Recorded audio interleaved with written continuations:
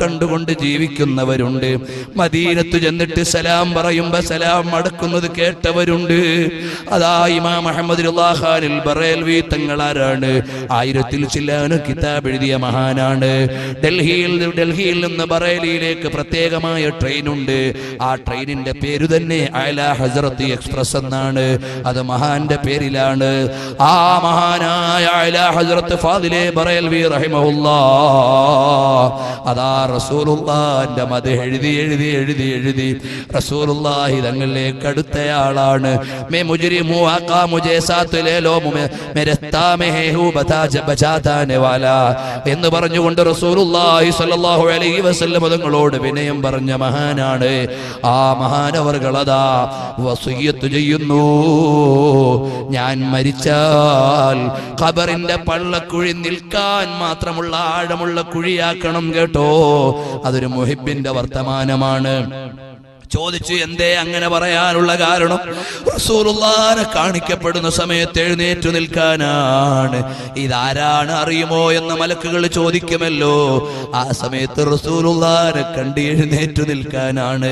ഇമാം അഹ്മദ് റിളാ ഖാൻ തങ്ങൾ അങ്ങനെയാണെന്ന് ശറഹ് സലാമെ റളിയിൽ കാണുന്നുണ്ട്. അങ്ങനെയുള്ള വലിയ വലിയ മഹാന്മാർ അതാ ഇമാം അഹ്മദ് റിളാ ഖാൻ തങ്ങൾ വഫാത്തായ ദിവസം ഫലസ്തീനിലെ വലിയൊരു പണ്ഡിതൻ അതാ നബി സല്ലല്ലാഹു അലൈഹി വസല്ലം തങ്ങളെ കാണുന്നു. സ്വഹാബത്തിന്റെ കൂടെ വലിയ പുഷ്പങ്ങളുമായി നിൽക്കുകയാണ്. ഈ മഹാൻ ചോദിച്ചു, നിങ്ങൾ എവിടേക്ക് പോകാൻ നിൽക്കുകയാണ് തങ്ങളെ? തങ്ങളും സ്വഹാബികളും എവിടെ പോകാൻ നിൽക്കുകയാണ്?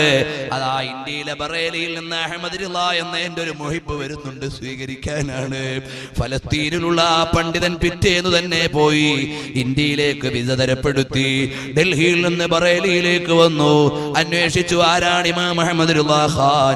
അവര് പറഞ്ഞു, ഇവിടെ ജീവിച്ചിരുന്ന വലിയ പണ്ഡിതനാണ്, വഫാത്തായി പോയി. മക്കളെ പോയി പരിചയപ്പെട്ടു. അവരോട് സംസാരിക്കുമ്പോൾ ഈ മഹാൻ ഫലസ്തീനിൽ വെച്ച് സ്വപ്നം കണ്ട അതേ സമയത്താണ് ഇമാം അഹ്മദ് റിളാ ഖാൻ തങ്ങൾ ഇന്ത്യയിൽ മരിക്കുന്നത്. അവിടുത്തെ റൂഹിനെ സ്വീകരിക്കാൻ റസൂലുള്ളാഹി നിൽക്കുകയാണ്.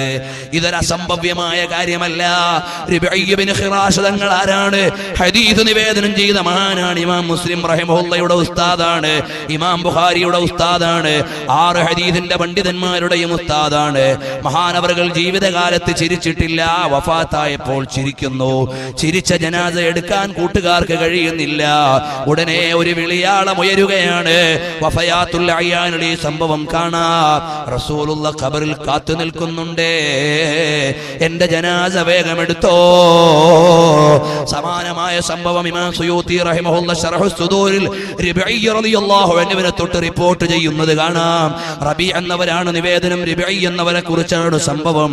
അത് ഞാൻ എന്റെ പ്രസംഗത്തിൽ മഹാന്മാരുടെ റമദാൻ എന്ന പ്രസംഗത്തിൽ ഉദ്ധരിച്ചിട്ടുണ്ട്. പറയട്ടെ, അങ്ങനെയുള്ള മഹാന്മാരെല്ലാം റസൂലുള്ളാഹി സ്വല്ലല്ലാഹു അലൈഹി വസല്ലം തങ്ങളെ കണ്ടുപോയി. ഒരിക്കലെങ്കിലും ഒന്ന് കാണണ്ടേ റസൂലുള്ളാഹി സ്വല്ലല്ലാഹു അലൈഹി വസല്ലം തങ്ങളെ?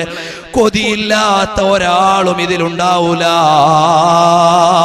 ആ ഹബീബായ തങ്ങളെ ഒന്ന് കാണണ്ടേ എന്റെ പിതാക്കളെ, ജ്യേഷ്ഠന്മാരെ, അനുജന്മാരെ.